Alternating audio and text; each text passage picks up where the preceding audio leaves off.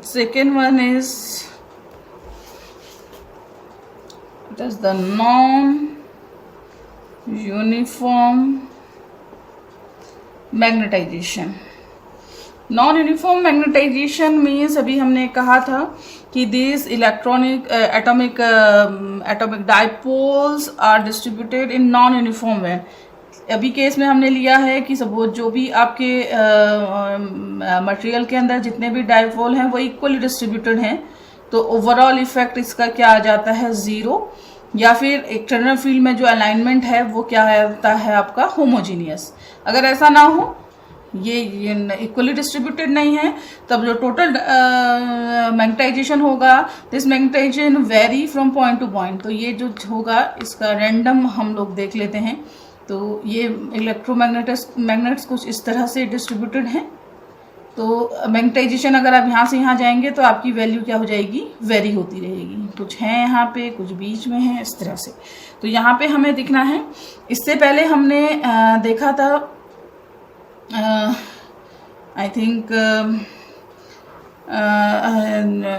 इस केस में अब m क्या हो जाएगा, m is the function of position. Last case में नहीं था क्योंकि वो यूनिफॉर्म है.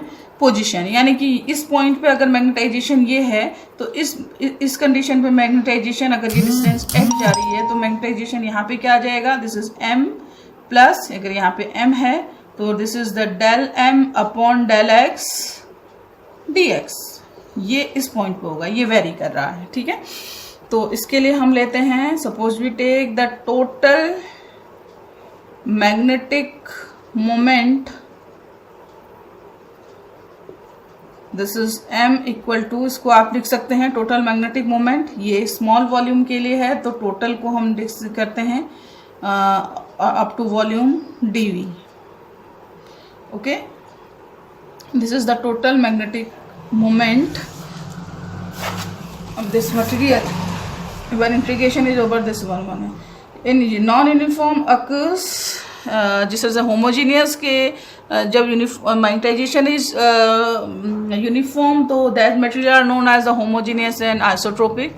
तो जस्ट जब मैग्नेटाइजेशन यूनिफॉर्म नहीं है, तो these material are known as the non homogeneous and non isotropic material. Okay, because here this again, if we take at some point, suppose at point 2 point we consider the at point 1 point magnetization is m, and at other point the magnetization is this one. This shows the change. And अभी हमने पढ़ा था इससे पहले के case में, surface current हमने अभी निकाली है, ये किसके इक्वल थी, this is m cross n. तो अब इसकी करंट हो जाएगी, this is del m cross n. ये देखिएगा, ये चेंज आ जाएगा, जरा n is the surface normal. तो यहाँ पे हम लोग कंसिडर कर रहे हैं कि ये किस तरह से इन होमोजीनियस केस में हमारा मटेरियल चलेगा. तो इसके लिए हम लोग एक this is x y z, तो यहाँ पे हम 2 रेक्टेंगुलर कॉइल ले रहे हैं इस तरह से,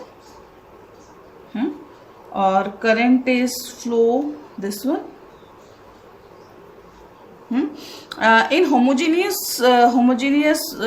मटेरियल, यहाँ पे ये जो बाउंड्री की यहाँ पे हम बात कर रहे हैं, बाउंड्री में आप देख रहे हैं कि यहाँ से करंट इधर आ रही है और यहाँ से इधर आ रही है. तो ये बाउंड्री में टोटल करंट आपकी क्या होनी चाहिए, ज़ीरो होनी चाहिए.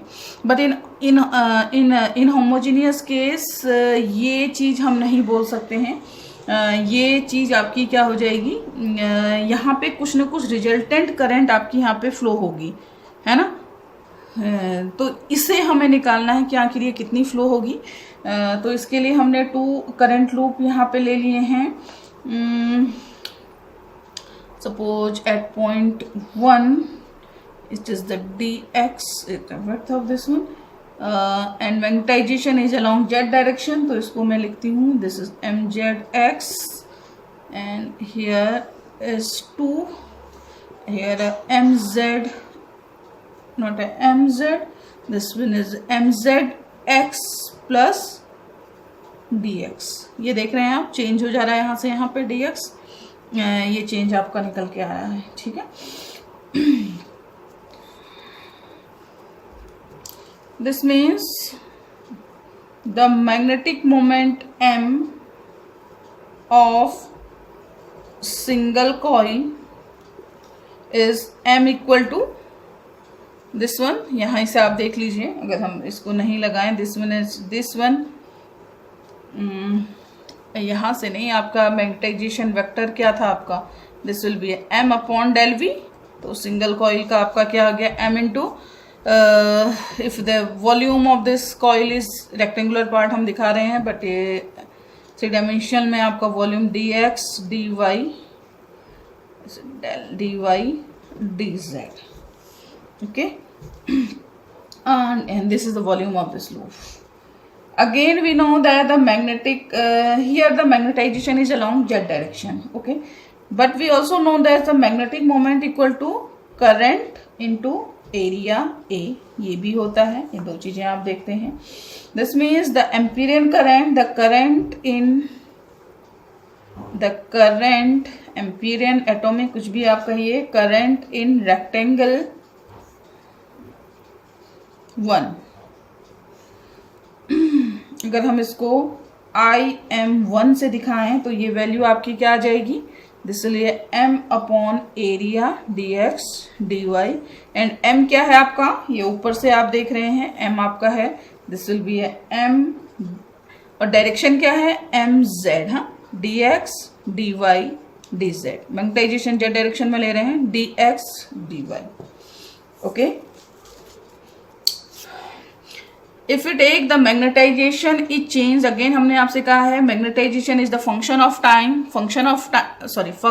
position, that means कि इस पॉइंट पे मैग्नेटाइजेशन mz है, तो इस पॉइंट पे मैग्नेटाइजेशन की चेंज होने की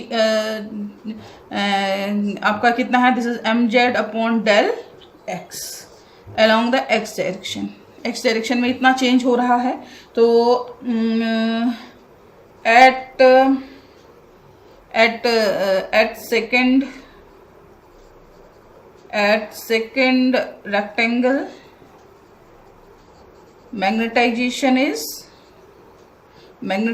इक्वल टू कितना आ जाएगा, this will be mz first पे था प्लस सेकंड पे इतना चेंज आ गया, तो ये आ गया del mz upon del x into dx, okay.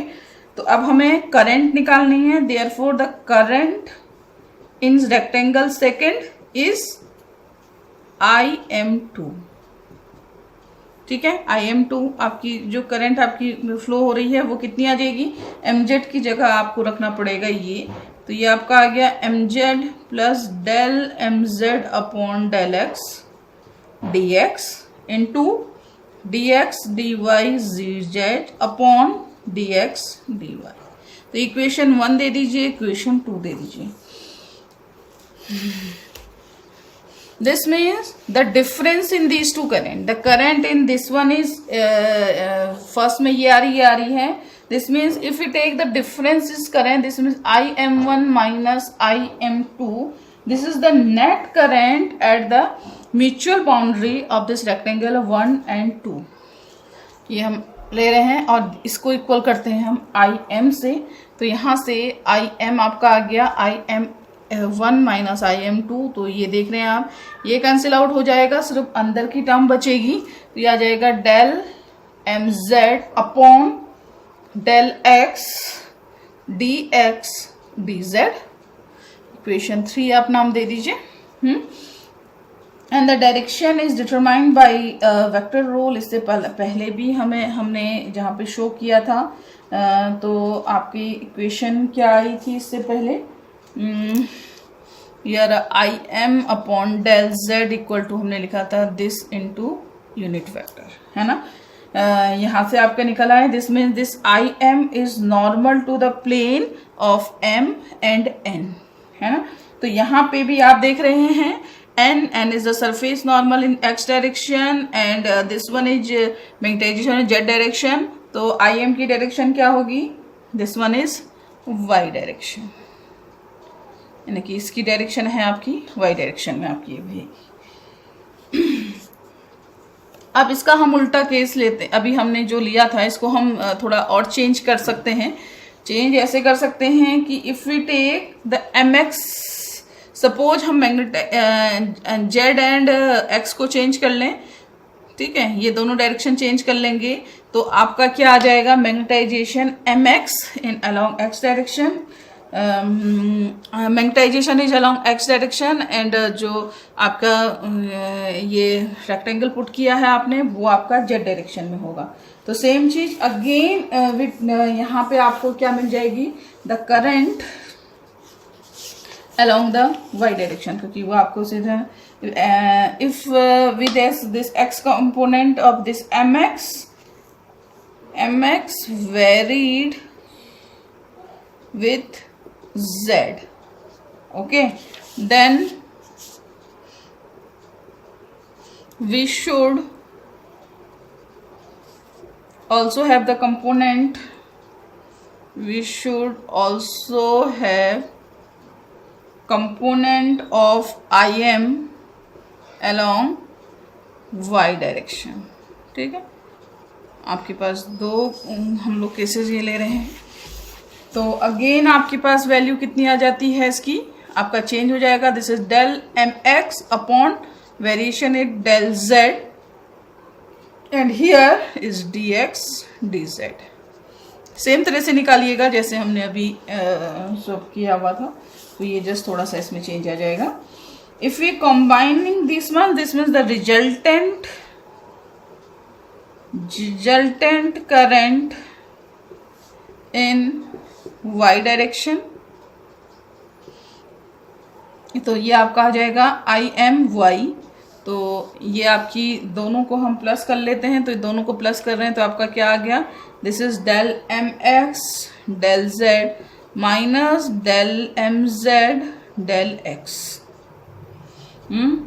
D X D Z. This means यहाँ पे डी एक्स डी जेड क्या है, this will be the area of coil in xz plane, then the current density in y direction, तो j m y equal to आपका क्या हो जाएगा, i m y upon D X D Z, then this is equal to del M X del Z minus del M Z del X. और ये क्या है आपका, from the property of this vectors we know that this is the Z, this one is the yth component of curl M, yth component of curl M and here a j m y। Similarly इसके opposite हम लेते हैं the x component of this the current density along z x direction। तो ये आपका again आ गया curl m x and current density in z direction curl m z। तो इसे हम कंबाइन कर लें तो यहां से आपका क्या आ गया,